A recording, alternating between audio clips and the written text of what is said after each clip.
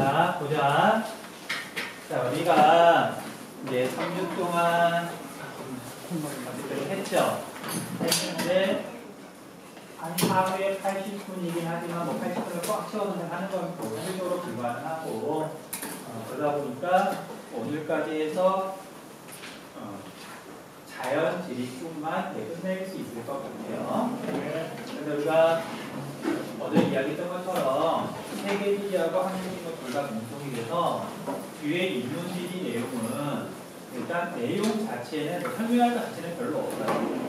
대신 이제 뭐 외워야 된다거나 그런 게 있어서 그러면 이제 자료 분석들이 좀 많이 나와서 그게 좀 까다롭지.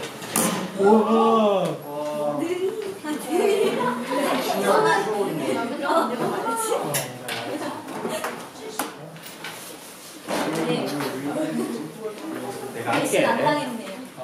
저리 가. 한번 맞춰보면 안 돼요? 이게 이 똥소라. 괜히 승부욕, 승부욕.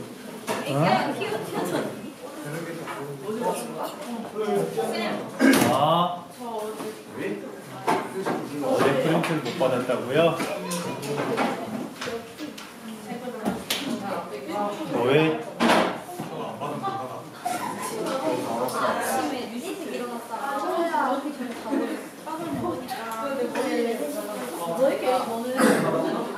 안 받았네. 어제 같은 뉴스에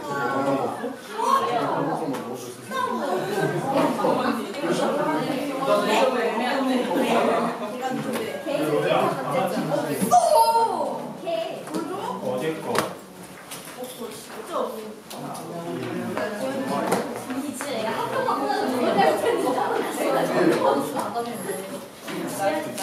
그 다음에 세상 기출. 조선이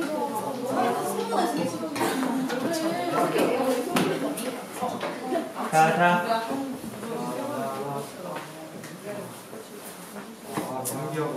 다시. 자, 방과후 수업 기간 3주가 오늘 마지막이잖아요. 근데 이제 계속 하는 얘기지만 세상이 자기가 계획을 세운 대로 다 이루어지면 참 좋겠지만 이게 뭐라고 고3 된다고 월방학교에서 그래도 더 이상 미룰 수 없으니까 열심히 해야 되지 않겠느냐라는 데 이제 각오를 다지면서 시작했는데 3주가 지났더니 어떤 느낌이 들어요? 행복합니다. 왜냐면 이제 투명한 둘 중에 하나야.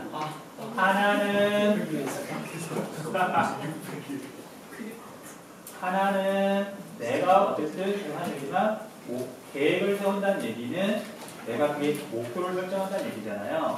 그 목표를 이루었을 때는 완벽하게 이루었느냐 아니면 어쨌든 이게 섭섭하지 않게 이 정도면 됐다라고 뭐 이룬 것은 목표를 이뤘으면 어쨌든 뿌듯한 느낌이 들어요. 그걸 성취감이라 그러잖아.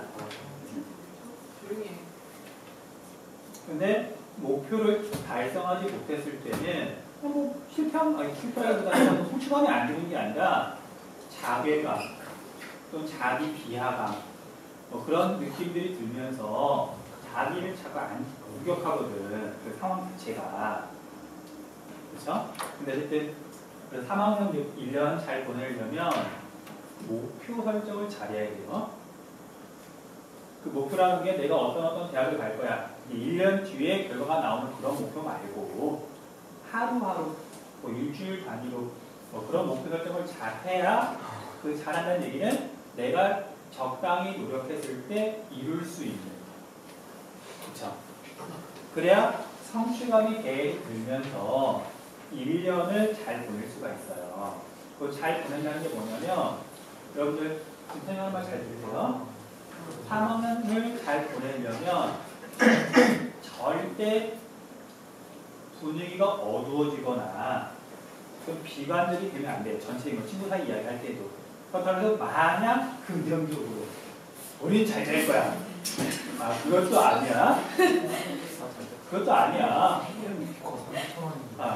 자기가 목표를 설정했으면 이 상황에서 어쨌든 목표를 설정했으면 그게 이루어질 수 있다는 그 믿음, 자신감이라고 하는 건 내가 실제로 얼마만큼 제대로 노력을 했느냐. 형이 정말 준비를 많이 하고 노력을 많이 했으면 형이 이게 실패할 거라는 두려움보다는 형이 자신감이 생기는 거잖아요.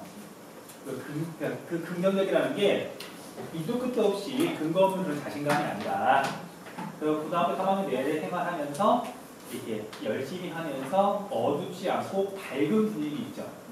해해가 아니고 그 밝은 분위기로 1년을 지내야 수업 생활을 잊히지 않고 잘 하더라고요.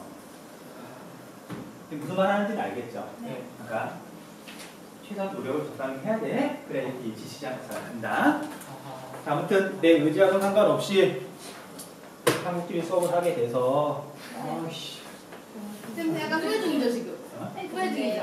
그건 아니고 근데 쌤또 올해도 2학년 하는 거 아니에요? 2학년 조금 근데 2학년 조금?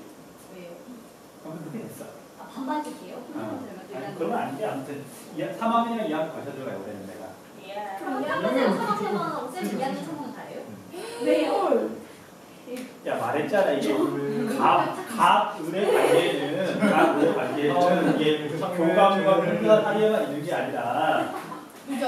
그러니까 이게 멀리 떨어지는 선배면 같은 성격 뭐 우리과 선배긴 하지만 뭐 얼굴도 모른다 원래 몰랐던 사람이다. 그래서 그냥 나이 먹은 어르신인 건데 내가 입학했을 때 한창원 선생님께서 군대 갔다 와서 복학한 3학년이었잖아. 선배님. 그러니까 이게 말 그대로 직속 선배잖아. 슬프다. 후기는 자, 아무튼 그래서 오늘은 마지막 어딨어요? 기후 마무리도 짓고요. 그냥 우리가 어쨌든 이 공간에서 이제 3주 동안 하다 보니까 교실이 좀 이렇게 지저분해졌죠. 네. 마지막에 그냥 간단하게 바닥 한 번 정도 쓸고 쓰레기통 정도 비우는 정도 후기가 해서 혼자 가야 된다고 생각합니다. 나도 그런 생각하는데 아무튼 오늘 그렇게 깔끔하게 마무리 짓고 네. 가고요. 아무튼 이제 할게요 수업. 너 왜 지금 말해? 이씨 아까 다 나눠줬잖아. 그때 말 안 하고. 너도 없어? 야 이제 나도 없는데 다 나눠줄 거야. 그냥 하면 되지 뭐. 자. 자 이제 하자. 자 이야기 그만. 자 기후 변화와 자연 재해라고 되어 있는데요. 기후 변화는 지구 온난화를 말하는 거예요. 우리 지구 온난화는 세계지리 시간에도 했었잖아.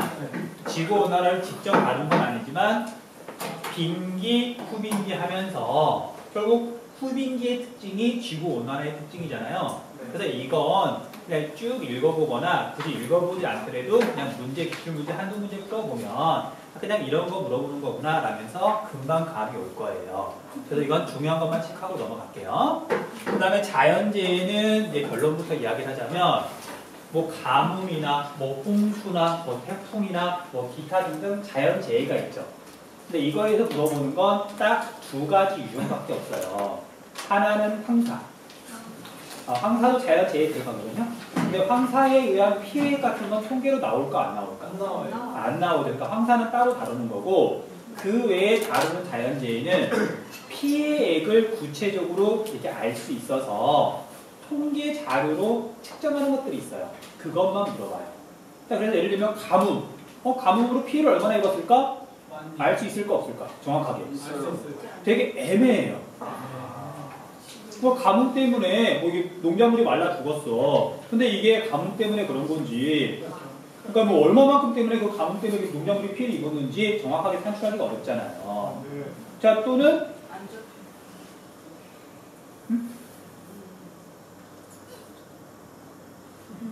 또는 여름철에 되게 막 날씨가 더우면 그 열대일이라 그러잖아. 또 폭염이라 그러잖아. 그럼 폭염 때문에 이게 평소에 건강이 안 좋으신 분들이 뭐 돌아가시기도 하고 그러거든요. 그렇잖아. 그런 분들 당연히 계셔. 뭐 좀 이런 말이면 그렇지만 원래 이제 수명이 다 해가지고 오늘 내일 하시는 분인데 뭐 날씨가 너무 더워가지고 일사병에 걸려가지고 이렇게 돌아가시기도 하고 그러거든요. 그럼 그걸 갖다가 어떻게 피해를 갖다가 뭐 상황 몇명 잡을 수가 없잖아요. 애매하잖아. 그래서 여기서 말하는 자연재해는 피해액이 크고 비교적 구체적으로 그런 액수를 알아낼 수 있는 자연재. 그래서 태풍, 호우. 호우는 우리 집중호우 할 때 하는 호우거든요. 비가 많이 내려서 있는 홍수 같은 것들. 자, 그 다음에 세 번째가 대설. 눈이 갑자기 많이 와가지고 비너수가 무너졌다. 뭐 그런 것들은 충분히 피해액을 알 수 있는 거잖아요. 그래서 태풍, 호우, 대설 이 세 가지만 잡아요. 그러니까 여기서 내용은 그거 외에 이 나머지 내용들 필요한 것들은 이제 그때그때 다루도록 할게요. 자, 먼저 기후변화 내용은 지구 온난화니까 그냥 다 읽어보시면 그냥 읽고 넘어가시면 되고요. 별 내용 없으니까 정말로. 대신 이거 하나는 시험하고 상관없지만 그냥 상식에서 이야기 좀 해줄게요. 자, 우리가 지구 온난화에 대해서 이야기를 할 때 초등학생들은 북극곰이 이제 얼음이 없어가지고 이렇게 얼음이 녹은 땅에서 되게 울고 있는 그 표정을 보면 애들이 따라서 울거든. 근데 이제 문제는 우리가 한국인이다 보니까 뭐 그런 거 예를 들 수는 없잖아요. 그래서 보통 어떤 예를 들냐면 옛날에는 한강이 꽁꽁 얼어가지고 할머니들 보통 그런 말씀 하시거든요. 한강을 이 겨울에는 걸어서 건넜다. 실제로 여러분들 한강에 지금 다리가 되게 많죠. 근데 당연히 옛날에 별로 없었을 거 아니야. 그러니까 이제 초기에는 제1한강교, 제2한강교, 뭐 제4한강교 그런 식으로 이름을 불렀었어요. 다리가 몇 개 없으니까. 그 제1한강교가 뭐냐면 우리 한강대교 있죠. 지금의 한강대교. 흑석동에서 용산으로 이어지는. 가운데 노들섬 있고. 그게 제1한강교고 제2한강교가 강남 개발하면서 1960년대 말 70년대거든요. 그때 서울 도심에서 강남으로 가는 다리를 만든 거예요. 그게 한남대교예요. 한남대교가 옛날에 처음에는 제2한강교를 부르는 거야. 그 제3한강교가 뭐냐면은 한강대교가 여기에 있는 양화대교 있죠. 그게 제3한강대교예요. 그 나중에 여러분들 내가 계속 하는 얘기지만 설명충이 꼭 나쁜 건 아니야. 한강 놀러 갔을 때 그 한강 가끔 가잖아. 다리를 한번 봐보세요. 아까 말했던 한강대교, 한남대교로 불리는 없으니까 양화대교 있죠. 얘네들의 특징은 그 옆에 있는 성산대교 또는 뭐 원효대교 뭐 그런 거에 비해서 다리의 교각이 있죠. 기둥 세우고 거기에 이렇게 길을 만드는 거잖아. 교각의 거리가 짧아요. 그러니까 옛날에 기술이 발달하기 전에 만든 거라서 교각을 촘촘히 박아놓고 다리를 만든 데 비해서 나중에 최근에 만든 다리들은 교각 사이가 멀어요. 그 다리 자체가 최근에 지은 다리들이 예뻐요. 이해돼? 선생님은 사진 찍으러 가셨을 때 좀 넓은 애들로. 그러니까 사진도 이게 잘 알아보고 가야 되는 거지. 옛날에 취미가 사진 찍는 거 있었어요. 아니 다리도 찍으러 가셨어요? 그러니까 다리를 찍다기보다는 이게 한참 직장 생활할 때 평범한 직장 생활 때는 이게 직장인들은 스트레스를 풀 수 있는 방법이 마땅치 않거든요. 그러니까 맨날 술 처먹고. 공부하기 전에 직장 생활했었어요. 몇년 다니셨어요? 그냥 병역 특례하면서 직장 생활해서 따로 뭐 취직을 한 건 아니고 병역 특례가 회사 일이 가는 거거든. 근데 대신에 우리 방위 산업체란 말 알죠? 선생님 왜안 다니셨어요? 왜 그다? 그 군대 대신에 훨씬 더 오랜 기간 동안 만 3년 동안 사업체에서 일을 한 거예요. 그런 제도가 있어.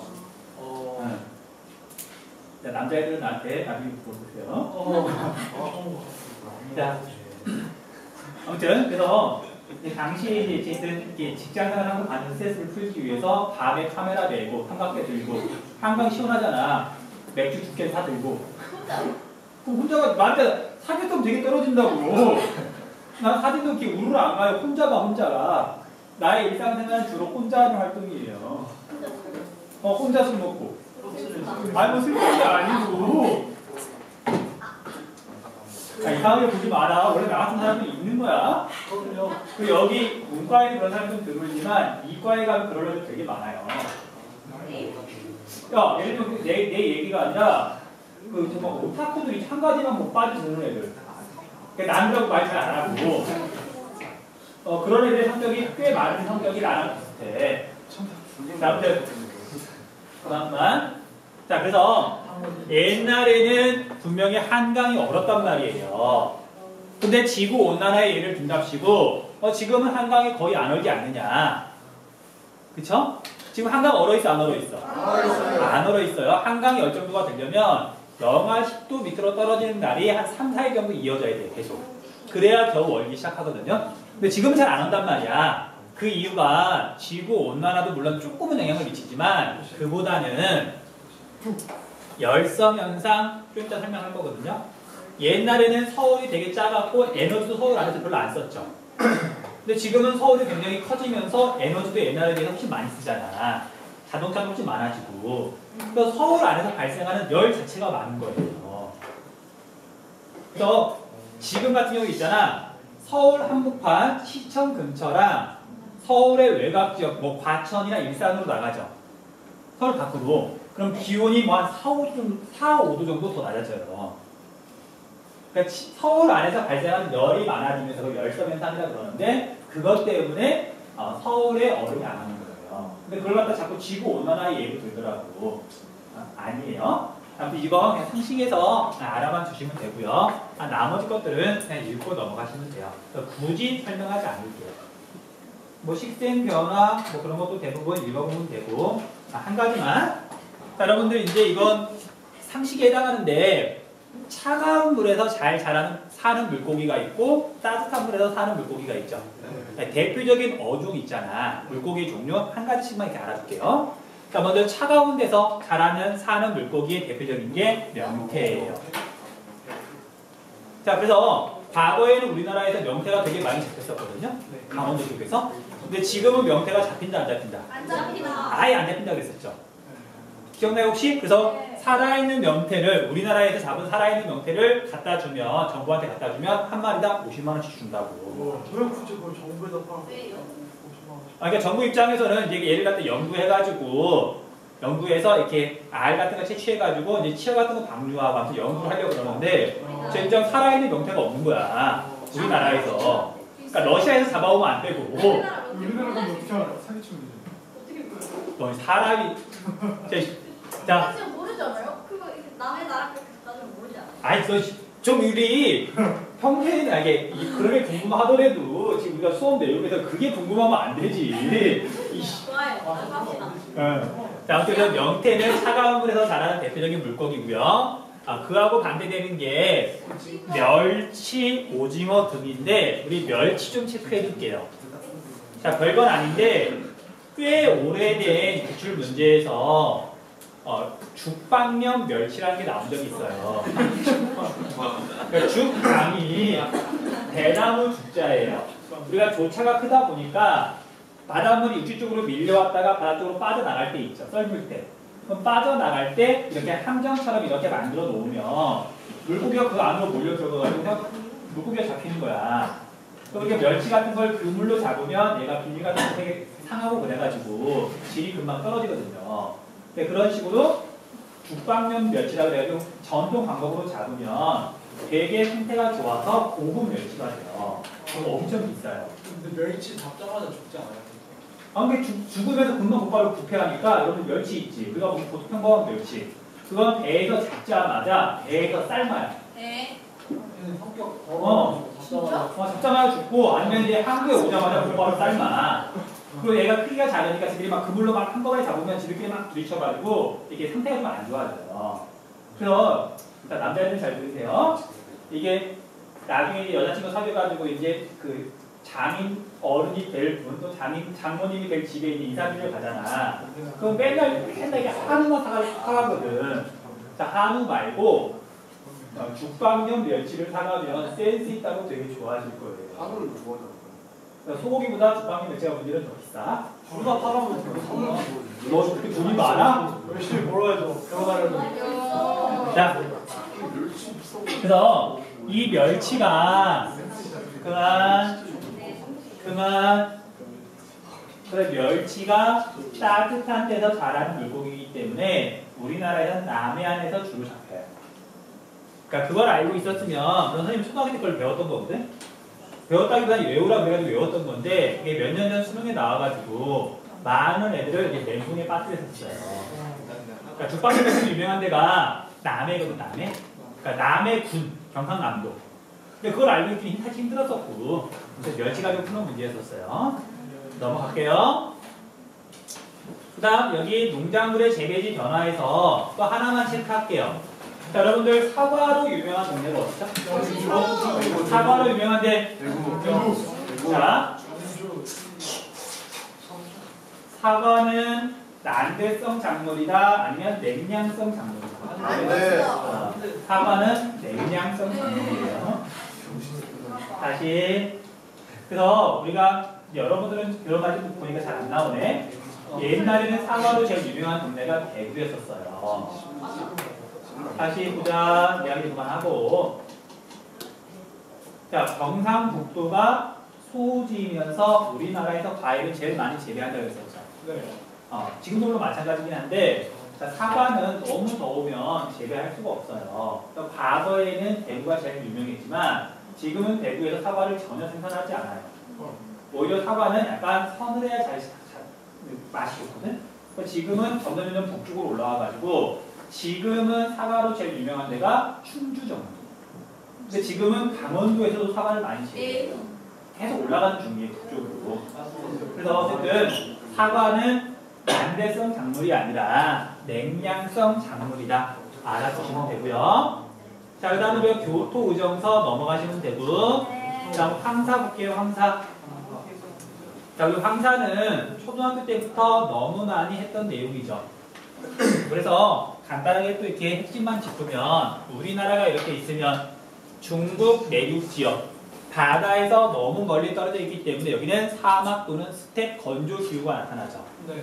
적해도가 크기 때문에 그래서 몽골을 비롯해서 몽골 주변을 비롯해서 여기 중국 내륙 지역에서 먼지가 하늘로 이렇게 올라오면 바람이 불어가지고 그 바람이 그 먼지가 우리나라 쪽으로 이렇게 날아오는데 이때 영향을 미치는 바람이 편서풍을 타고서 우리나라에서 심지어 멀리 갈 때는 하와이까지도 날아간대요. 근데 아무튼 이제 황사가 뭔지는 알잖아. 자, 체크해야 될 게 두 가지 정도예요. 첫 번째는 황사가 우리나라에 영향을 미치는 시기. 봄. 월로 말하면 몇 월 달? 제일 많은 게 4월, 3월도 만만치 않고 그래서 3, 4월에 우리나라에 제일 많이 영향을 미친다. 자, 그러면 서울을 기준으로 자, 황사가 우리나라에 1년에 몇 번쯤 영향을 미칠까? 7번. 10번 넘어갈까? 네. 안 넘잖아. 황사주의보 같은 게 1년에 한 10번쯤 내리나? 아니요. 그런 거 같진 않죠. 그래서 이제 횟수도 우리 경험에서 대충 한 1년에 5번 정도 영향을 미친다. 물론 통계로 잡으면 그보다는 좀 적게 나타나거든요. 근데 이제 과거에 비해서 사막화가 심해지면서 황사도 늘어나는 중이거든요. 그다음 이제 문제가 그지 같을 때는 옛날 기출문제에서는 그렇게도 물어본 적이 있어요. 자, 우리나라 이 땅덩이 이렇게 좁은 나라에서 황사가 어디가 좀 더 많이 나타나고 어디가 좀 적게 나타나는지 물어본 적이 있거든요. 근데 뭐 이거 황해랑 동해랑 어디가 황사가 많이 나타날까? 황해가 더 많이 나타나겠죠. 그 정도만 기억하시면 돼요. 횟수는 5회 미만. 그 다음에 조금이라도 큰 차이는 안 나지만 황해가 동해보다는 황사 발생 횟수가 좀 더 많다. 그 정도 기억하시면 되고요. 그 다음 두 번째는 황사가 무조건 나쁜 건 아니고요. 자, 우리나라 토양은 여러 가지 이유 때문에 산성을 좀 띠거든요. 근데 산성에서는 식물이 좀 자라기가 좀 어려워요. 그래서 우리가 농부들이 농사 짓는 거 보면 겨울이나 봄철에 염기성 물질을 이렇게 바싹 뿌려요. 그래야 농사가 좀 잘 되니까. 근데 이제 그런 걸 좀 이게 자연적으로 막아주는 게 뭐냐면 황사 먼지예요. 그러니까 황토 자체가 약간 성격이 염기성이라서 토양의 산성화를 조금 줄여준다. 그러니까 황사도 장점이라는 게 있긴 있다. 그 정도만 기억하면 돼. 황사도 장점이 있긴 있다. 그다음 이건 뭐 물어보는 내용은 아닌데 아주 오래된 기출문제에서 나왔던 내용이에요. 뭐가 나왔냐면 황사의 특징에 대해서 쭉 설명하는 말이었는데 그러니까 문제 출제자가 좀 실수한 거야. 시계가 불량해서 항공기 운행에 차질이 생긴다. 맞아 틀리다? 맞아요. 자, 그 애들이 시계라 그러니까 시계가 불량해서 항공기 운행에 차질이 생긴다? 시간을 잘 못 지키나? 무슨 이게 자, 여기서 말하는 시계는 한자로 적으면 보일 시자에 경계할 때 개예요. 앞이 잘 안 보이니까 비행기가 뜨고 이륙하고 착지를 잘 못하는 거지. 여기서 말하는 시계는 다른 말로 가시거리라고 불러요. 됐어? 그러니까 옛날에 이제 한자를 좀 많이 쓰던 시절에 뭐 그리고 한 10년 됐거든요. 그때 나왔던 기출 문제예요. 그러니까 애들이 시계란 말을 몰라가지고 다 틀렸던 거지. 넘어가시면 되고요. 자, 그 다음에 자연재해, 본격적으로 들어갈게요. 뭐 자연재해랑 뭐 이런 거 다 넘어가시면 되고요. 그다음 원인에 따르면 기후 때문에 일어나는 자연재해가 있고 뭐 지형 때문에 일어나는 자연재해가 있고 그냥 읽고 넘어가시면 되고요. 그 다음에 이제 우리나라의 자연재해 발생 빈도인데 제일 많은 게 호우, 홍수라고 생각하시면 돼요. 호우란 말을 나왜 묻지? 어? 뭐 누구 별명이 아니면 나 호우 뭔지 몰라. 우리 형. 너 형이라고? 자, 급식들의 위험을 모르죠. 그다음 태풍, 당연히 태풍 피해 당연히 많죠. 많이 오는 건 아니지만 네, 폭풍설은 뭐 이렇게 잡긴 하는데 예를 물어보진 않고요. 대설 이렇게 세 가지가 우리나라 3대 자연재해예요. 폭풍설이 뭐였어요? 그냥 폭풍설은 강한 바람과 함께 이제 눈이 내리는 건데 눈이지 뭐. 오늘은 대설인가요? 네. 이 정도면 피해가 있을까? 우리 지금 서울 말고 강원도 20cm잖아요. 그러니까 이 정도 가지고는 피해 별로 안 입어요. 강업에는 무슨 제사였나요? 자, 좀 이따 이야기해 줄게요. 자, 이제 홍수부터 이야기를 할 건데, 자, 잘 들으세요. 잘 들어. 자, 우리가 자연재해는 뭐 얘가 뭐 어떤 현상이냐 그런 거 안 물어봐요. 자, 물어보는 건 두 가지야, 두 가지. 첫 번째는 어느 시기에 발생을 하느냐. 자, 당연히 대설은 겨울이죠. 네. 이건 쉬워. 근데 태풍하고 호우하고는 여름이잖아요. 네. 주로. 그걸 잘 구별하셔야 돼요. 그럼 되게 쉬워. 자, 태풍은 우리가 앞에서 잠깐 나왔던 것도 같은데 여름 설명할 때 한여름부터 가을까지, 초가을까지. 7월달, 8월달, 9월달이 많아요. 태풍은 9월달까지 많아. 근데 호우는 주로 언제 홍수 피해가 일어나냐면 장마철에. 장마철은 초여름이죠. 네. 6월, 7월. 그러니까 같은 여름이지만 시기가 묘하게 조금 다르잖아. 네. 그거 가지고 일단 태풍과 호우를 구분하시면 되고요. 대설은 너무 쉬우니까. 이게 첫 번째. 그다음 두 번째는 피해액 같은 거 있죠. 네. 그걸 지역별로 이렇게 제시를 하면서 그러니까 각 경기도에서 가나다 그래프로 나타내고 뭐 강원도에서 가나다, 뭐 제주도에서 가나다 해가지고 어떤 자연재해냐 그거 물어보거든요. 물론 가나 다를 구분하면 선택지에서 옳은 내용 고르는 건 너무 쉽고 그래서 특징이 뚜렷한 행정지역이 있죠. 그것만 몇 개 좀 알려줄게요. 자, 여러분들 경기도 있죠. 그러니까 서울에 생각하면 돼.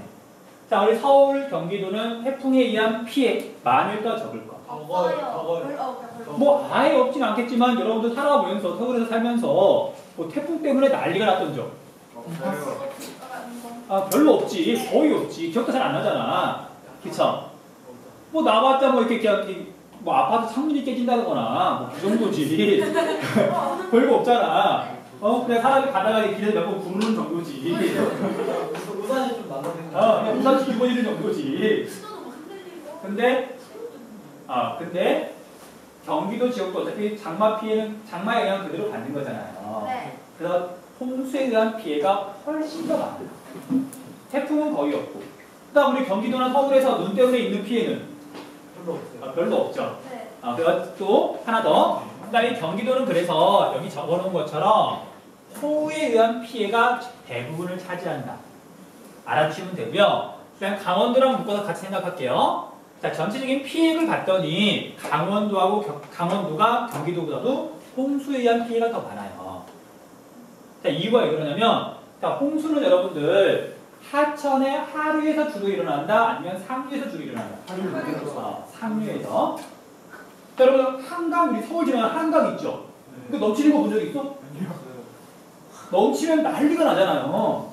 그리고 하류 지역은 물줄기가 굵은 게 하나가 이렇게 지나가는 거잖아. 그러니까 넘치지 말라고 강 옆에다 뚝뚝 되게 높고 튼튼하게 쌓아두기 때문에 한강이 넘치지 않아요. 한강 넘치면 난리 나잖아. 자, 그런데 예를 들면 산에서 이제 막 계곡이 시작돼가지고 비교적 상류 지역이 있죠. 그리고 비가 많이 내리면 그 계곡에서도 물이 막 불어나면서 계곡 막 쓸고 내려오거든. 그것도 홍수야.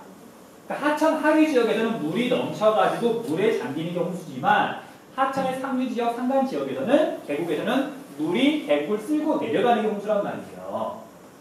그 여기 하류 지역에 홍수가 나면 돼지가 둥둥둥 떠다니지만 상류 지역은 아무것도 안 남기고 다 쓸고 가버리는 거지. 그래서 강원도가 홍수 피해가 많은 건 물이 넘치는 게 아니라 계곡 같은 데는 뭐 똑같은 거 쌓을 수도 없잖아요. 보라도 안 넘치는 것도 아니고 그런 데서 피해가 많은 거예요. 그래 산 아래에 보면 뭐 마을이 막 있고 그러잖아. 계곡마다 뭐 집들 있고 그러잖아. 그런 데가 피해가 많은 거예요. 그래서 홍수에 대한 피해액은 강원도가 제일 많아요. 자, 참고로 강원도는 태풍 피해 많이 입을까 별로 안 입을까? 입어요. 그러니까 태풍은 당연히 적도에서 올라오는 거잖아요. 적도 근처에서. 그래서 제주도를 비롯해서 남쪽이 홍수 피해가 큰 거지. 경기도도 이미 태풍이 약해졌을 때 피해 영향을 받으니까 여기나 여기는 태풍 같은 피해는 거의 없고 홍수에 의한 피해가 되게 많다. 체크해주세요. 자, 그 다음에 여러분들 이제 그것까지는 굳이 기억 안 해도 되는데 가끔 예외 상황이 발생하기도 해요. 또 태풍에 의해서 강원도가 선생님 인생 기억에서 딱 한 번 쑥대밭이 된 적이 있어요. 태풍 때문에 딱 한 번 내 인생에서. 그게 몇 년도냐면 2002년도예요. 우리도 살아있고. 물론 여러분 살아있을 때지만 2002년이 몇 살 되냐? 3살. 3살, 4살, 미운 4살. 지금도 민지가 그때 얼마나 미웠을까? 그러니까 그때 그래서 2002년이다 보니까 좀 오래된 기출 문제 있죠. 네. 2011년, 뭐 2010년 그때 기출 문제에서는 뭐 한 최근 10년 동안 막 통계 자료를 제시하긴 하거든. 그때는 2002년 자료가 포함이 돼 있는 거예요. 그래서 그때 보면은 내가 공익 수업 시간에 선생님이 내가 강원도는 태풍 피해를 거의 안 입는다고 그랬는데 거기 봤더니 강원도에 태풍 피해가 어마어마하게 많다고 나오는 거야. 그건 2002년 때문에 그래요. 2002년 때문에. 자, 그걸 뒤에 가면 이제 설명할 텐데 어쨌든 다시 얘기할 거니까 지금은 이렇게만 알고 있으면 돼요. 2002년으로부터 지금 이미 15년이 지났으니까 강원도 태풍 피해 없다라고 알고 있으시면 돼요. 딱 한 해만 그런 거니까. 그렇잖아. 야, 우리 학교에서 다른 애가 우리 학교를 볼 때 유아인을 보고서 야, 우리 학교 애들은 다 유아인처럼 생긴 거 아니야? 라고 오해하면 안 되잖아. 맞아, 말 그렇게. 그러니까 우리 학교가 그렇게 좋다라고 오해하면 안 된다고. 아, 좋잖아요. 우리 유아라 우리 자격지심을 느끼지 말고. 야, 또는 유아인을 보고서 우리 학교 애들이 전부 다 지리를 잘한다고 오해하면 안 되는 거잖아. 그럼요. 오해하시니까. 그럼 경주. 응? 그러니까 우리 학교 교사가 다 우리 함창 선생님 같다라고 생각하면 안 되잖아. 자자. 아무튼 이제 그런 거 기억하시면 되고요. 그 다음에 이거 밑에 있는 건 앞에서 한번 이미 이야기했던 거예요. 자, 이제 요즘은 홍수가 큰 강이 넘치는 게 아니라 도시 내에서도 홍수가 난다 그랬었죠. 자, 비가 내렸을 때 자연 상태일 때는 빗물이 땅으로 많이 스며들고 그 다음에 식물들이 자라고 있으니까 얘네들이 물을 붙잡고 있고 그리고 여기도 이제 우들수술하고 뭐 식물들이 자라고 있으니까 물이 천천히 흘러가지고 여기 하천으로 온단 말이에요. 그 옛날에는 이제 서울 안에서 한강 말고 서울 안에서 홍수가 별로 안 났었거든요. 뭐 불광천이 넘친 데는 이런 거 별로 없었단 말이야. 근데 지금은 도시로 바뀌었잖아. 그럼 여기 위에가 시멘트나 아스팔트로 덮여 있죠. 그러니까 물이 스며들지 않잖아. 또는 뭐 스며든다 하더라도 뭐 스며든다기보다는 빗물들이 이제 하수구를 통해서 또는 땅 위를 빠르게 흘러서 식물들이 없으니까 여기 강으로 하천으로 빨리빨리 모여들잖아요. 그러니까 같은 양의 비가 내렸을 때 자연 상태일 때에 비해서 도시로 이렇게 바뀌면 도시 내에 있는 하천이 범람할 위험이 훨씬 커진다. 그래서 이제 몇 년에 한 번씩 여기 광화문 근처도 물에 잠기기도 하고 혹시 그거 들은 적 있어? 광화문이 물에 잠겼다는 거? 몇 년에 잠겼었어? 한 2, 3년 전에 잠겼었어요. 그 다음에 여기 강남역도 맨날 잠기는 거고. 그러니까 작년에는 비가 적게 내려서 안 잠겼지 재작년에도 잠겼었고요. 그 전에도 잠겼었고. 강남 한복판이 그 이유가 이런 이유 때문에 그런 거예요. 됐죠? 그러니까 도시 내 홍수 위험이 늘어난다. 그 다음에 가뭄은 모든 자연재해 가운데 진행 속도가 가장 느려요. 언제부터 가뭄인지. 뭐 알수 판단이 좀 어렵잖아. 네. 그 다음에 얘는 좁은 지역에서 일어나는 게 아니라 굉장히 넓은 지역에서. 그쵸? 뭐 비가 특정한 지역에만 안 내리고 그런 건 아니잖아. 근데 얘는 뭐 시험에서 물어보진 않고 혹시 오답용으로 나올 수 있으니까 이런 특성이 있더라. 알고 넘어가시면 되고요. 그 다음 태풍. 자, 태풍은 여기다가 굉장히 꼼꼼하게 적어놨는데 이런 거 몰라도 상관없어요. 이제 우리가 외워야 되는 것만, 알아야 되는 것만 정리할게요. 자, 얘 같은 경우에는 전선을 동반하지 않는다. 자, 전선은 사운터죠. 차가운 공기, 따뜻한 공기, 건조한 공기, 습한 공기, 성질이 다른 공기가 만날 때 전선이 만들어지는 거고, 태풍은 열대 바다에서 그냥 뜨거운 공기 때문에 생기는 거잖아요. 얘는 전선이 없는 저기압이에요. 그래서 태풍 같은 건 저기압성 강수라고 했었죠. 장마전선은 전선성 강수, 태풍은 그냥 저기압성 강수. 그런 차이가 있었고, 그 다음에 우리나라에는 7월, 8월, 9월, 한여름과 초가을 사이에 영향을 미친다. 뭐 그 정도만 기억하시면 돼요. 됐죠? 자, 그 다음에 태풍의 이동 경로는 우리가 다행히 세계지를 공부했기 때문에 쉽게 이해할 수 있어서 짧게만 이야기할게요. 자, 태풍이라고 하는 놈은 지구가 이렇게 있으면 적도에서는 발생하지 않아요. 그러니까 공기가 이렇게 돌아야 되는데 적도는 전압력이 없거든. 그러니까 전압력을 그렇잖아. 말은 알잖아요. 그래서 태풍은 열대 지역이긴 하지만 그보다는 조금 북쪽이나 남쪽에서 발생해요. 근데 이제 우리가 북반구에 있으니까 북쪽에 있는 게 우리나라로 오는 거지. 그럼 여기에서 발생해가지고 얘가 거대한 에너지 덩어리잖아요. 그 에너지를 가지고서 남는 에너지를 가지고서 극지방으로 가려고 하는 게 태풍인 거야. 얘는 기본적으로 이렇게 가려고 해요. 이게? 그러니까 바람이랑 해류만 가지고는 에너지가 다 못 가니까 어쩌다 한 번씩 거대한 에너지 덩어리가 올라가는 거란 말이야. 근데 이제 올라갈 때 0도부터 30도까지 갔더니 여기서 부는 바람이 뭐죠? 무역풍이 이렇게 불죠. 네. 태풍은 이렇게 올라가려고 그러는데 무역풍이 이렇게 불어요. 속도가 빠를까 느릴까? 느리고 이렇게 반듯하게 올라가는 게 아니라 무역풍이 이렇게 동쪽에서 불어오니까 태풍 자체도 이 방향으로 올라가요. 자, 그런데 이제 30도를 지나서 대략 60도까지, 물론 60도가 되면은 태풍은 없어지거든요. 근데 여기까지 오면 이제 바람의 방향이 무역풍이 아니라 편서풍이 되면서 이렇게 바뀌죠. 네. 그러니까 태풍도 방향을 바꿔요. 그리고 속도는 빨라져요. 맞아요. 그래서 태풍이라고 하는 놈은 일기예보를 잘 보면 알겠지만 제주도 남쪽에서는 얘가 대체로 이렇게 오다가 제주도쯤에서 방향을 휙 틀더니만 이렇게 지나간단 말이에요. 활처럼. 됐죠? 자, 이게 어쨌든 태풍의 진로에 영향을 미칠 때 무역풍과 편서풍에 의해서 활처럼 휘면서 지나간다. 경로가 이렇게 돼 있는데 우리 경로를 이렇게 외우면 되고 그 원인이 무역풍과 편서풍이라고 알고 있는 거잖아. 넘어가시면 되고요. 자, 그 다음에 중요한 거. 자, 여기 편서풍을 봤더니 여기 위치, 우리나라 여기에 있으니까 이때 태풍이 피해를 입히는 지역을 봤더니 왼쪽하고 오른쪽하고 달라요. 자, 정리할게 봐봐. 태풍이 우리나라 근처에서 이렇게 지금 지나가고 있어요. 지나가고 있어. 태풍은 저기압이야, 고기압이야? 저기압이죠.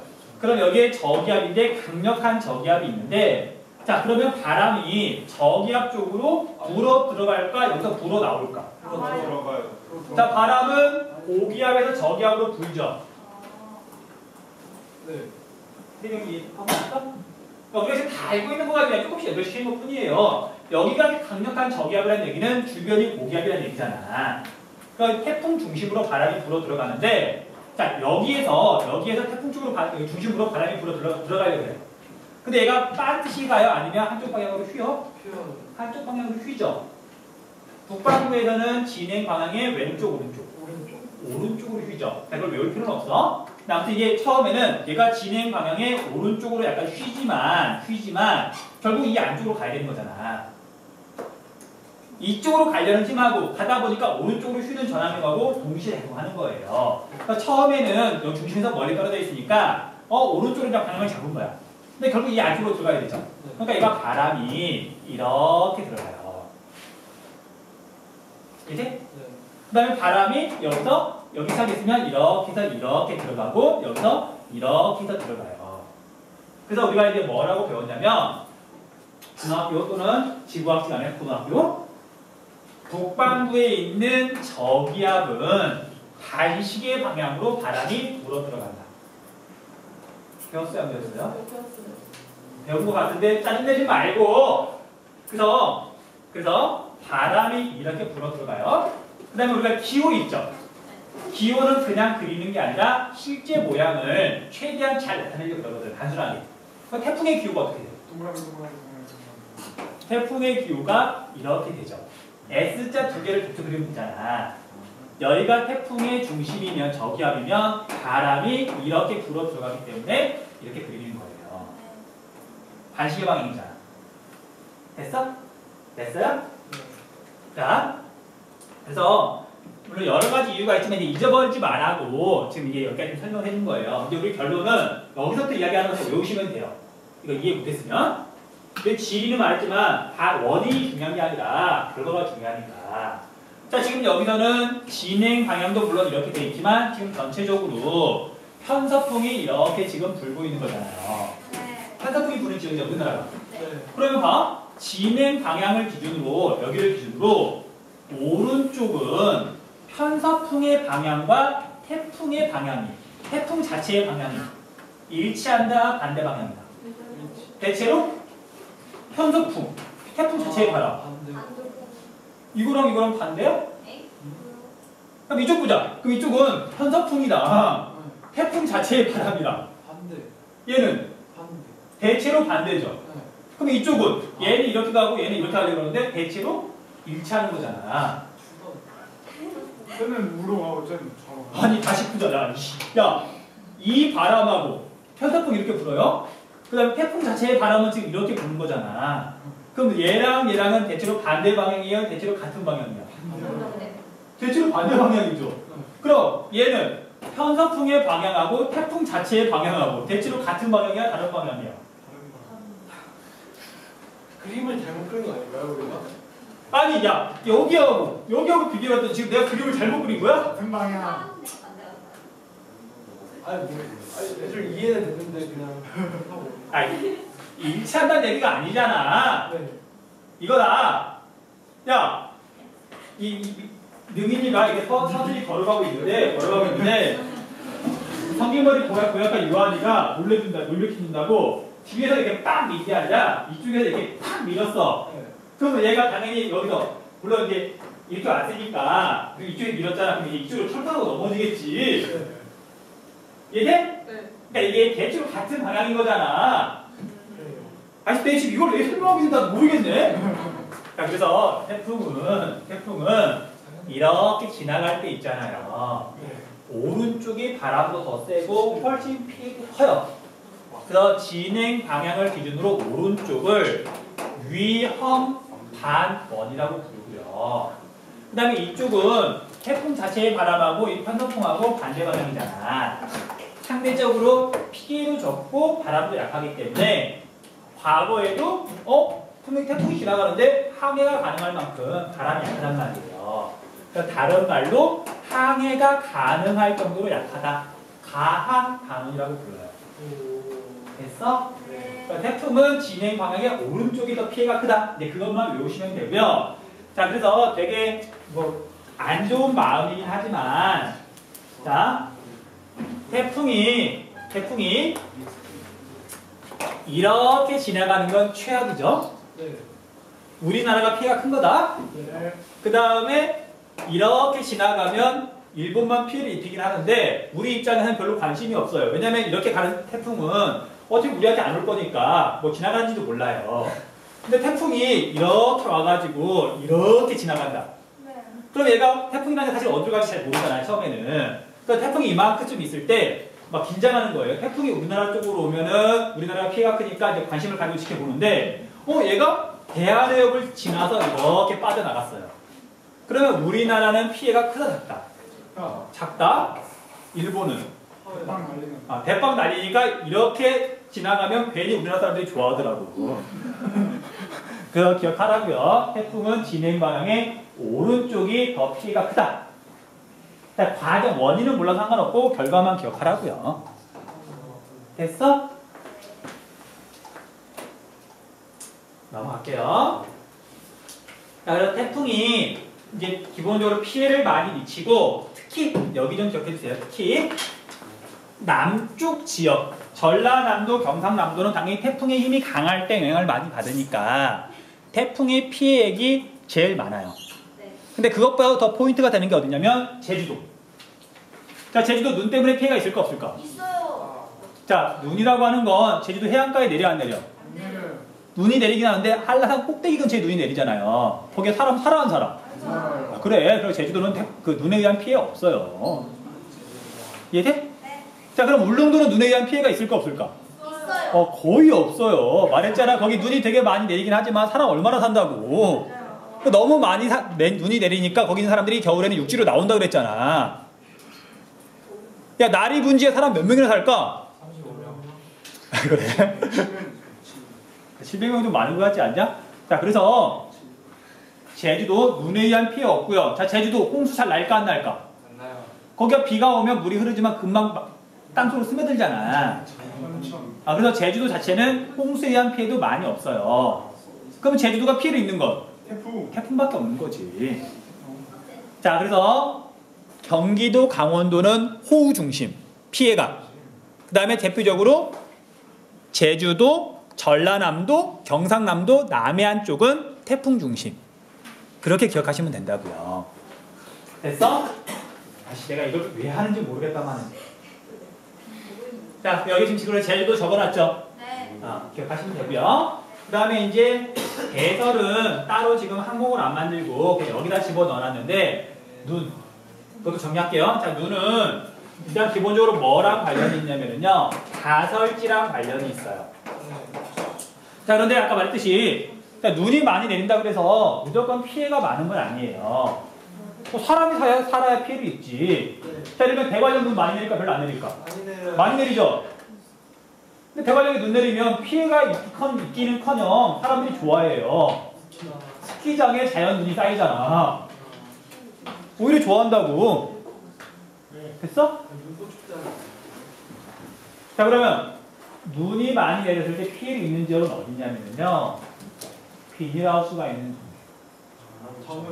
그렇잖아. 그래서 강원도나 울릉도가 눈에 의한 피해액이 크지 않아요. 대신 피해액이 큰 곳은 서부, 전라도 황해안 지역 있죠. 전라북도, 전라남도가 피해액이 제일 크고요. 그 다음에 전라북도보다 조금 북쪽인 충청남도 있죠. 거기도 피해액이 큰 편이에요. 이제 오해하지 마시고요. 통계 자료라는 게 사실 우리가 다 외울 수는 없잖아. 근데 나중에 문제 볼 때 떠올리라고 이야기해 줄게요. 자, 전라북도는 물론 피해액이 커요. 눈이 제일 많이 내리니까 전국 사람들은 고생이란 말이야. 비닐하우스는 실컷 지어놨는데 실제로 다른 지역에 비해서 비닐하우스도 튼튼하게 지어요.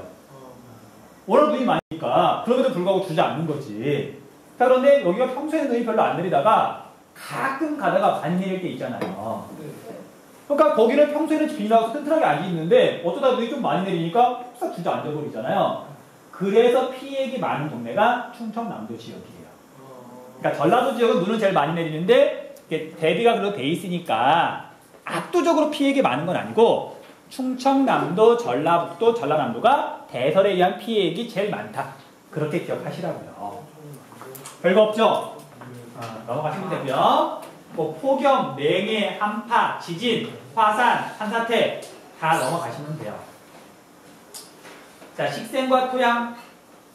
자, 우리가 다행히 세계 지리를 공부해서 식생과 토양도 되게 쉬워서 좀 빠르게만 그냥 우리가 외워야 되는 것만 정리할게요. 네. 자, 우리가 식생은 풀과 나무를 말하지만 우리나라는 나무가 안 자라는 곳이 없죠. 그러니까 풀도 당연히 다 자라고, 그러니까 풀은 따지지 않고요. 나무만 가지고 이야기를 하는 거예요.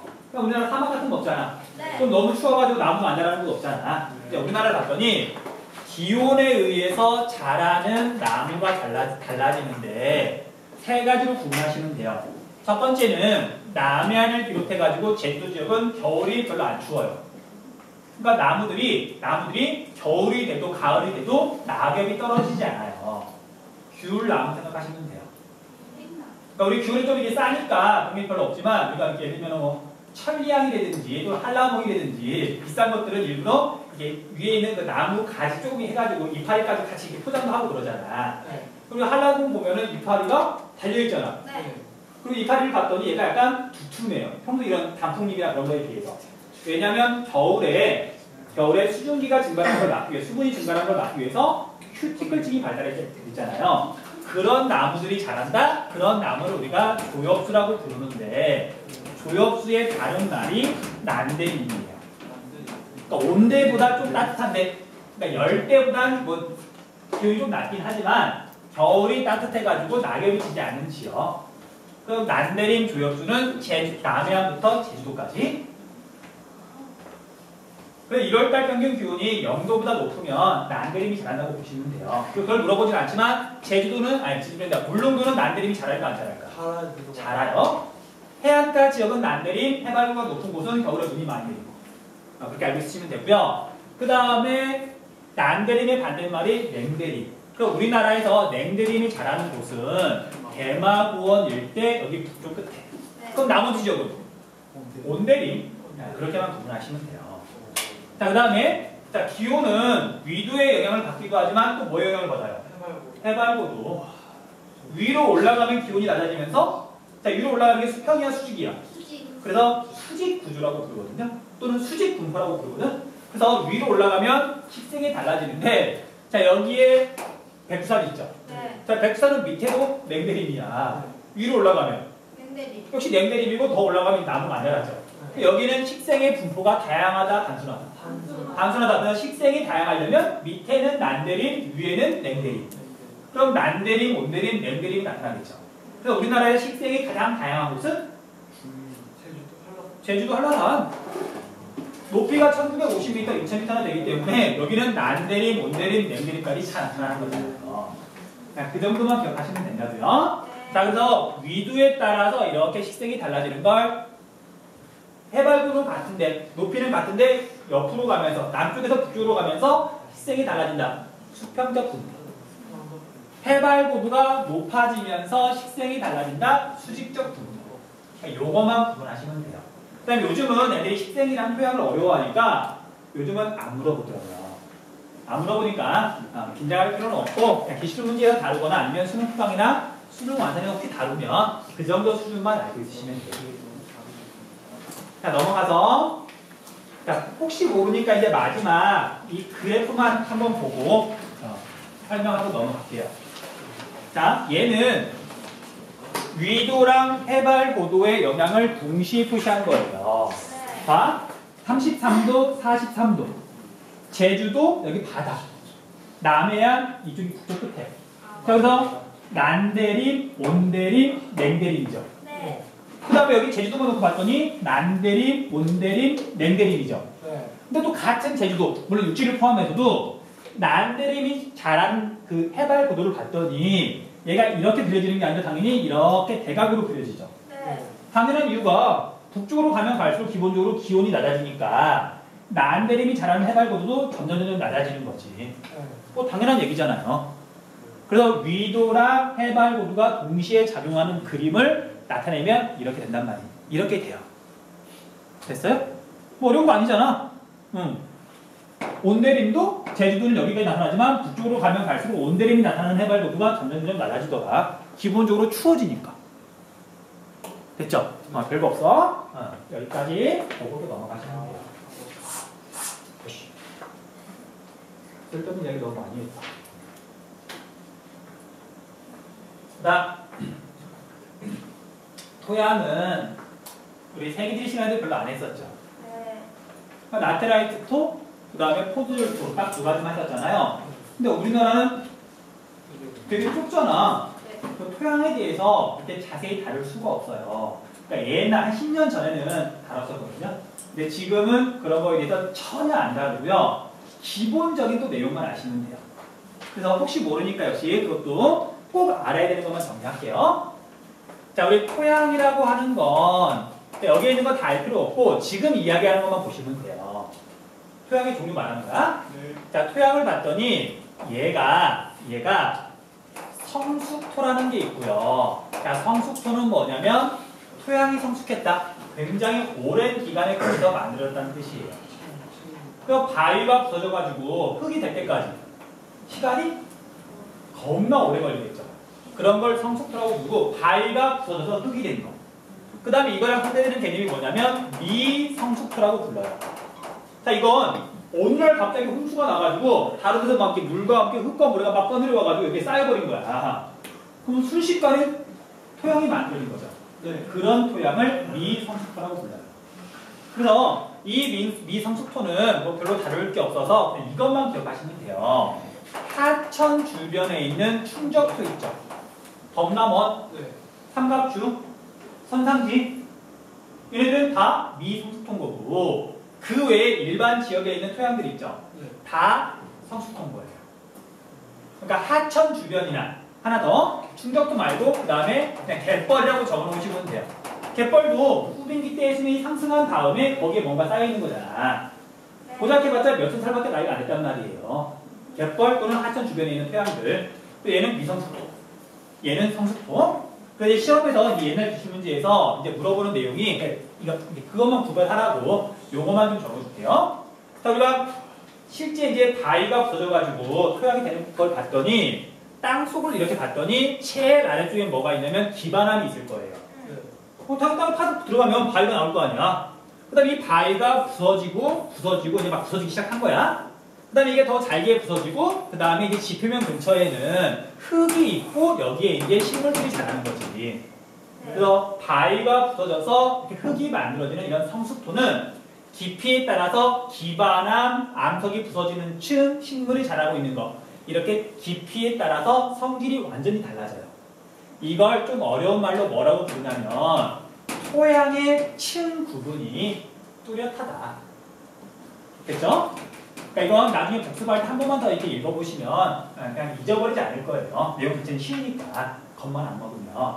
자, 그에 비해서 홍수가 나가지고 하천 옆에 범람원이 만들어졌어. 자, 얘는 토층 구분이 뚜렷해요? 아니면 안 그래? 당연히 안 그러겠지. 그래서 얘 같은 경우에는 토층이 뚜렷하지 않다. 그냥 그렇게 상대적으로 알고 있으면 돼요. 그렇죠? 자, 그 다음에 이 미성숙토는 다시 두 가지로 나뉘는데 옛날에 이 두 가지를 되게 꼼꼼하게 구분을 했었는데 지금은 전혀 그럴 필요가 없으니까 여기 교재에 있는 내용도 다 보지 마세요. 이렇게만 기억하면 돼.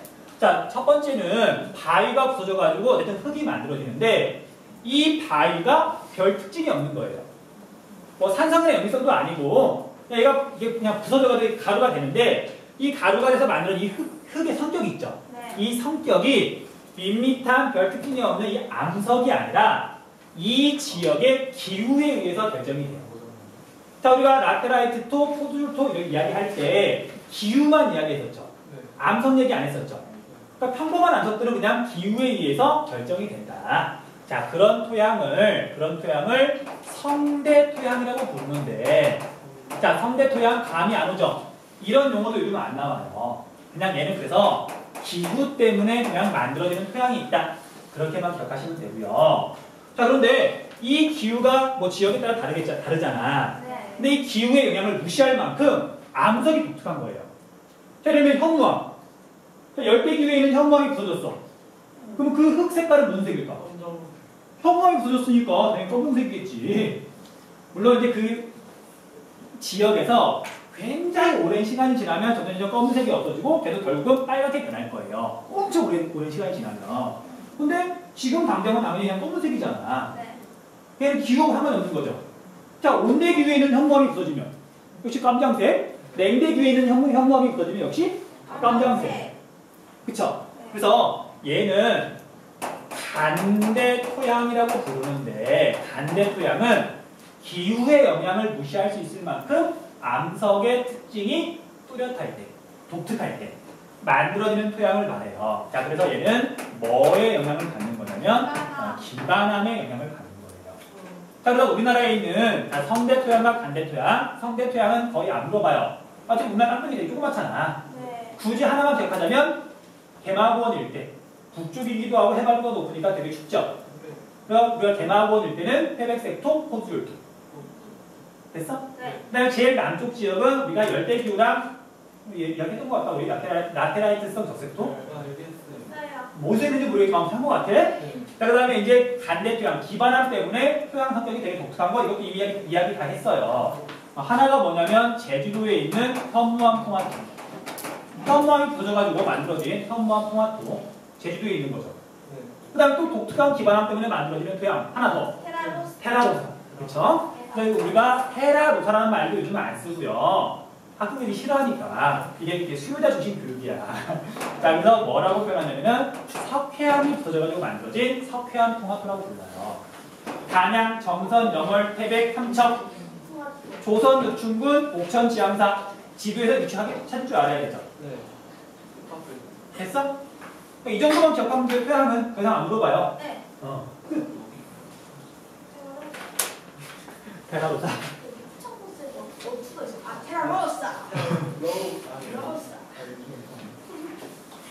됐죠? 네. 자, 그럼 나머지 뒤에 있는 내용은 굳이 읽어보지 마세요. 네. 자, 넘어가시면 다 못했네. 다시. 자, 우리 오늘은 여기까지예요? 하자. 아하. 왜요? 약간 기후 다 끝내나. 오늘 기후 다 끝내요. 자, 토양은 그 뒤에 나오는 내용은 그냥 보고 읽어보시고 넘어가면 되고요. 네. 자, 좁은 지역에서 나타나는 기후 두 가지가 있거든요.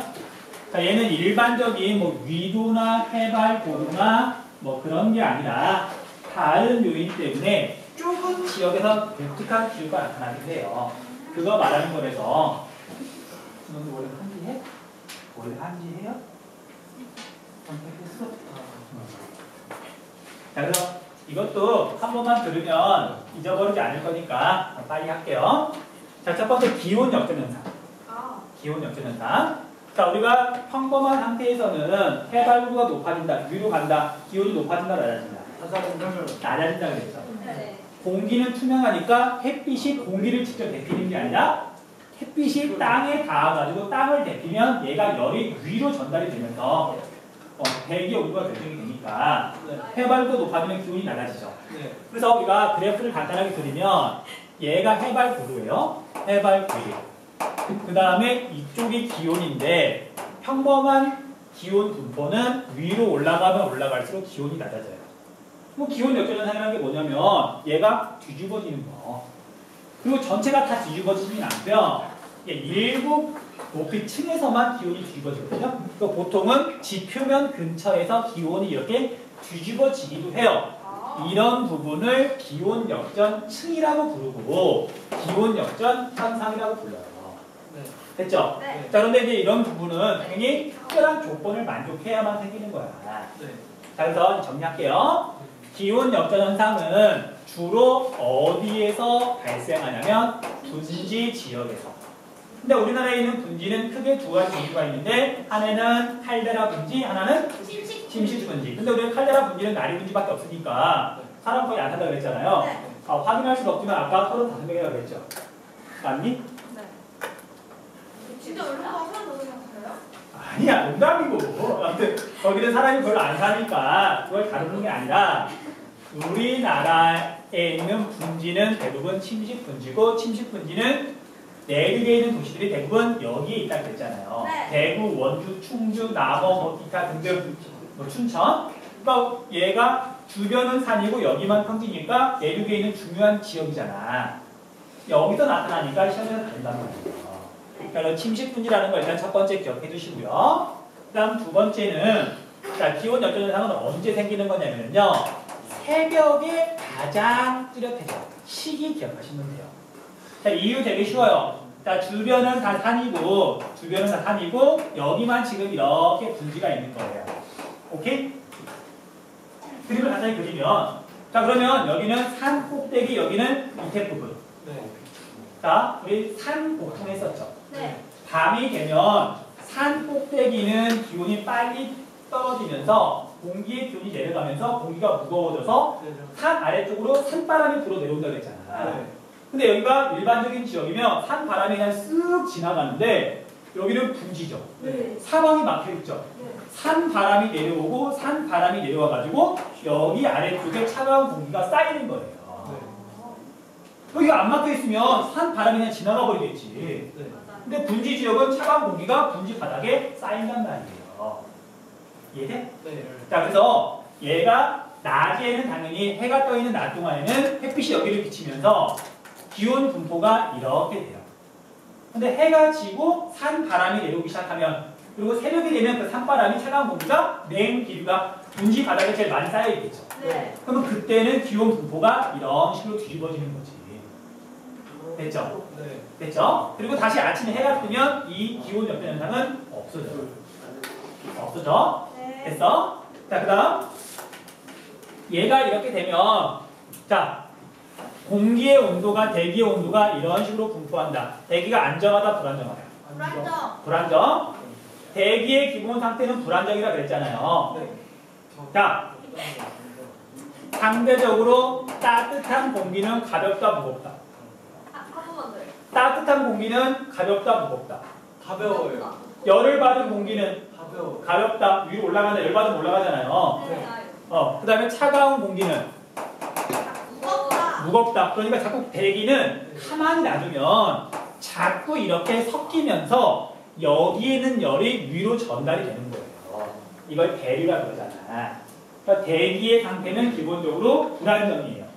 불안정인데 기온 역전 현상이 일어났어. 여기 구구함만 봤더니 따뜻한 공기가 위에 있고 가벼운 공기가 위에 있고 차가운 공기가 아래에 있죠. 네. 그렇잖아. 비유가 적절할지 모르겠지만 가벼운 윤하가 무거운 유한이를 얻고 있는 거잖아. 왜 그래? 아, 소리 바뀌었다. 이게 무거운 유한이가 가벼운 윤하를 얻고 있는 거잖아. 미안. 그러니까 이게 되게 안정적이잖아. 윤하가 유한이를 얻고 있는 거하고 유한이가 윤하를 얻고 있는 거하고 완전히 느낌이 다르잖아요. 자, 그래서 삐진다. 그냥 지리 포기한다. 쓰는 지리 안 맞아요. 해요. 괜찮아. 괜찮아. 내일은 라인 타고 그냥. 다음 주 월요일이면 안 받네. 탐선은 날 타면 돼. 자, 그래서 여기 구간은 기온이 뒤집어졌기 때문에 대기 상태가 바뀌는 거예요. 자, 그래서 여기가 또 포인트야. 얘는 대기가 안정된다. 기온 역전 구간에서는. 자, 대기가 안정된다는 얘기는 공기가 유아로 섞인다, 안 섞인다? 안 섞인다. 그런데 여기가 지방에 있는 도시들이라 그랬잖아요. 예. 자동차, 오염물질, 난방하면 생기는 오염물질, 각종 오염물질이 위로 퍼져 날아가야 되는데 얘가 안 날아가요. 그럼 뭐가 일어나냐면 스모그. 그렇지. 대기 오염이 심해진다. 아, 겁나 잘하고 있어. 자, 그래서 여러분들 여기 시험은 다루진 않지만 서울도 분지야. 아, 진짜요? 서울도 분지예요. 그래서 우리가 새벽이 되면 서울 밑바닥에 오염물질이 잔뜩 깔려요. 그래서 새벽에 운동하는 거 되게 안 좋아요. 밤 사이에 쌓인 오염물질을 듬뿍 들이마시면서 기온이 좀 낮으니까 상쾌하고 가시는데 오염물질을 잔뜩 드시고 계시는 거예요. 새벽에 나올 때. 자, 그럼 분지에서는 옛날 기술 문제 보면은 그러니까 내가 만든 기술 문제 중에는 더 이상 이제 심식분지 자세히 안 나오지만 엄마서 거기서는 이제 약간 개념 없이 문제를 집어넣어가지고 아마 나와 있을 수도 있어요. 그래서 어떤 기온 역전 현상 침식분지 안에서는 새벽에 운동하는 거 안 좋다. 밤에 운동해야 돼요. 자, 그다음 조건 볼게요. 자, 이제 이런 것들이 일어나는데 만들어지는데 조건이 뭐냐면 자, 바람이 강하게 부는 날 같으면은 얘가 다 뒤섞여 버리겠죠. 네. 그러니까 기본적으로 바람이 안 부는 날 기온 역전 현상이 잘 일어나고요. 그다음에 일교차가 큰 날, 작은 날.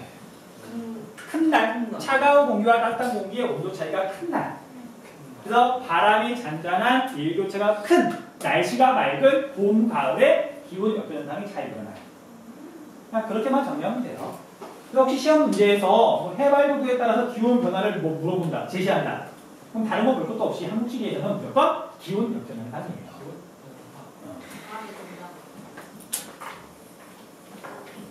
그치? 자, 나머지 내용 그래서 읽어보면 쉽게 알 수 있을 거예요. 자, 마지막 한두 가지만 빨리 이야기하고 마칠게요. 마치기 넘어갈게. 자, 새벽에 산 위에 있는 차가운 공기가 이렇게 내려와가지고 머물다 보니까 봄, 가을에 농작물이 냉해 피해를 입기도 하고요. 차가운 공기가 머물러 있으니까. 그 다음에 갑자기 차가운 공기가 내려오니까 원래 있던 따뜻한 공기랑 이렇게 만나면서 안개가 진하게 끼기도 하고요. 그 다음에 대기 오염이 심해진다. 그 다음, 자, 이런 피해가 있기 때문에 기온 역전 현상을 막기 위해서 산 위에서 이렇게 내려올 때 여기다가 되게 소심하게 바람개비를 설치하기도 해요. 그러니까 조금이라도 뒤섞이려고.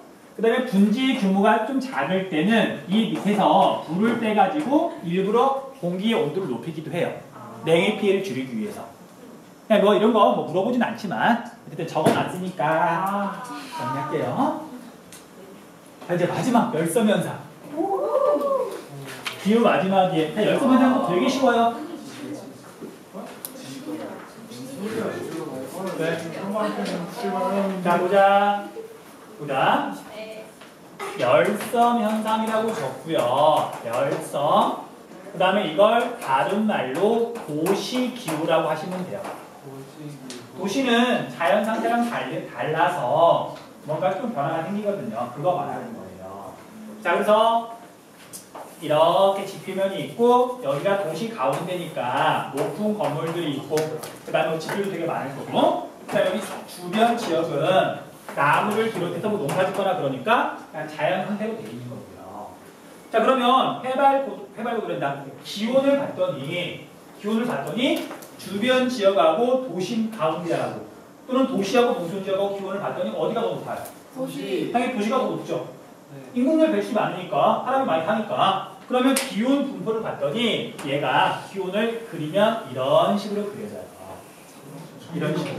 그리고 이 모습이 바다에 있는 섬처럼 보인다고 해서 열섬 현상이라고 불러요. 됐죠? 열섬 현상. 별거 없어요, 이것도. 자, 그래서 이 열섬 현상을 봤더니 원인은 인공열 배출 또는 도시화. 그 다음에 이제 얘가 일어나는 조건을 봤더니 얘도 바람이 강하게 불면 얘가 다 섞여버리겠죠. 또는 다 날아가 버리겠죠. 바람이 약간 약한 날 또는 바람이 잔잔한 날. 그 다음에 이런 열섬 현상은 여름에 잘 생길까 겨울에 잘 생길까? 여름. 자, 우리가 바람 자체는 이제 겨울에 강하잖아. 조건이 맞잖아요. 바람이 잔잔한 날이라고. 겨울이라 그래서 무조건 바람이 세게 부는 게 아니잖아. 그러니까 바람이 잔잔한 여름하고 바람이 잔잔한 겨울하고 겨울. 언제 열섬 현상이 더 뚜렷하냐면 겨울에. 그러니까 이렇게 생각하면 돼요. 여름에는 바깥 기온 30도, 실내 기온 몇 도? 26도. 그러니까 에어컨을 키면서 온도를 조금 낮추는 거잖아. 근데 겨울에는 바깥 기온 0도, 실내 기온 20도. 겨울에 에너지를 더 많이 써요. 오. 자, 그래서 열섬 현상은 바람이 잔잔한 겨울철에 가장 뚜렷하게 나타난다. 그렇게 기억하시면 되고요. 그다음, 자, 얘는 지금 전체적으로 바람이 약한 날 생긴다고 그랬었죠. 네. 그러면 이제 어떤 일이 벌어지냐면 여기랑 열이 다른 거죠. 에너지가 다른 거지. 이쪽은 지금 열이 많은 거고 이쪽은 열이 별로 없는 거잖아. 네. 두 지역의 기온 차이가 난다? 그럼 뭐가 발생하냐면 바람이 발생해요. 그러니까 지금 뭐 계절도 그런 건 없는 바람이 잔잔한 날이지만 도시에서 이 자체의 에너지 차이 때문에 기온 차이 때문에 스스로 바람이 생긴다. 그러니까 이게 같은 바람이라고 해서 오해하면 안 돼요. 자, 그럼 여기서는 어떤 일이 벌어지냐면 여기서는 당연히 기온이 높으니까 상승기류. 그럼 얘가 이렇게 좌우로 퍼지다가 기온이 낮아지면 하강해가지고 다시 도시 안쪽으로 불어 들어와요. 그래서 도시 자체의 기온 차이 때문에 부는 이런 바람을 도시풍이라고 불러요. 도시풍. 됐어? 근데 문제가 뭐냐면 자, 바람이 잔잔해. 도시 내에서 어쨌든 바람이 계속 이렇게 맴돌게 되는데 오염물질이 당연히 되게 많이 나오잖아요. 그 열섬 현상이 뚜렷하게 나타난다. 가장 큰 피해가 대기 오염이 심해진다. 바람이 불어서 오염물질이 날아가야 되는데 그냥 그 안에서 계속 맴돈단 말이에요. 이해됐어? 그래서 우리가 겨울인데 며칠 동안 바람이 별로 안 불었다. 그럼 밖에 나가지 마시고 나갈 때라도 나갈 때 마스크하고 나가라. 오늘 바람 안 불었어요. 아니 완전 많이. 야, 너 아침에 올 때 바람 안 불었니? 진짜 이렇게 안 내리고 이렇게 안 아 그래? 자, 그래서 이건 되게 오래된 자료긴 한데 그냥 이렇게 참고로만 볼게요. 열섬현상이 나타났는데 서울의 중심 지역 영하 4도죠. 서울의 주변 지역 영하 14도예요. 그러니까 내가 말했잖아. 아까 앞에서 도시에 우리가 대부분 살다 보니까 여기에 비해서 자연 상태에 비해서 도시화가 됐더니 거의 10도쯤 기온이 올랐잖아. 이걸 지구 온난화라고 착각해요. 이건 지구 온난화가 아니라 열섬 현상이라고요. 자, 그래서 이야기했었어. 여러분들 봄에 대학생이 돼가지고 정신없이 보내다 보면 벚꽃 시기를 놓칠 수가 있어요. 여의도에는 벚꽃이 다 졌어. 근데 난 벚꽃이 보고 싶어. 위로 올라. 그러면 과천이나 서울 밖으로 벗어나면 아직도 벚꽃 펴 있어요. 이해돼? 네. 이해돼? 자, 이제 마지막에 이 조금만 볼게요. 아우, 이제 먼 길 왔다, 야.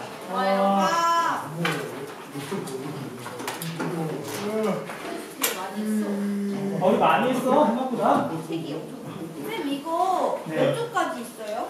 뒷부분 전부에서 200쪽 안 넘어가요. 한 170? 반 했네요, 반. 근데 반 더 했어. 한 3분의 2 했어요. 인문질이 별로 안 된다 그랬잖아. 어? 아니야, 우리가 세계지하고 비슷해. 처음에 할 때 많은 것 같은데. 자, 우리 이건 자연지리 쪽은 원인과 결과가 뚜렷해가지고 한 번만 이렇게 해두면 되고요. 인문지리 쪽은 좀 어려울 게 있어요. 자, 아무튼 여기 보자.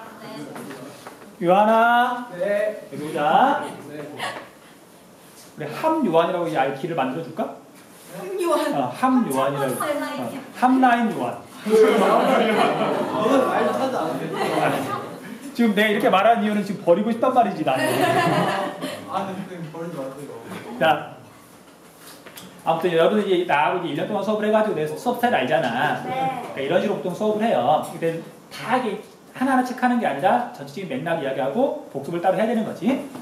자, 아무튼 자, 도심하고 이제 주변 지역하고 열섬 현상을 비롯해가지고 뭐 상태가 좀 다르니까 그거에 의해서 여러 가지가 좀 달라져요. 그거 이제 헷갈릴 만한 것만 정리할게요.